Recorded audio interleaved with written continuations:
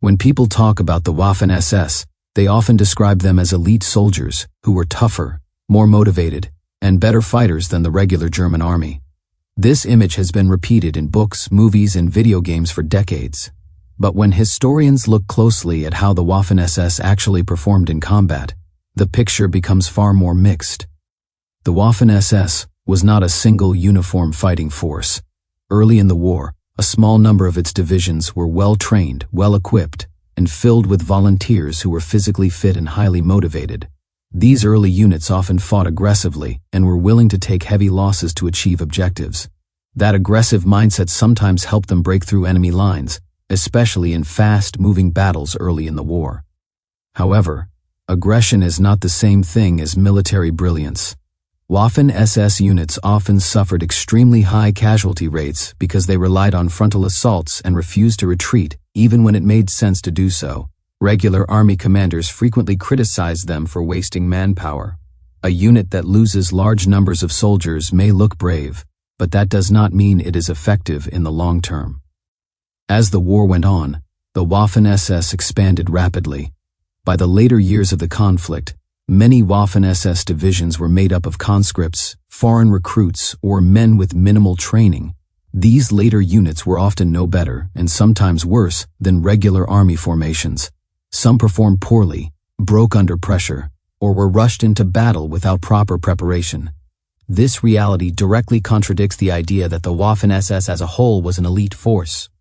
Another reason for the Waffen-SS reputation is that they were often given priority for equipment, replacements, and supplies.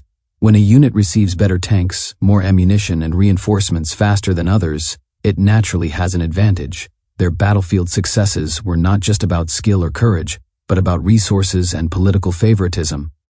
It is also important to remember that many Waffen-SS units were closely tied to war crimes and atrocities, including massacres of civilians and prisoners of war. These actions were not accidents or isolated incidents. They were connected to the ideological training that emphasized loyalty and brutality over discipline and restraint. This mindset sometimes harmed their combat effectiveness by encouraging reckless behavior and poor coordination with other units.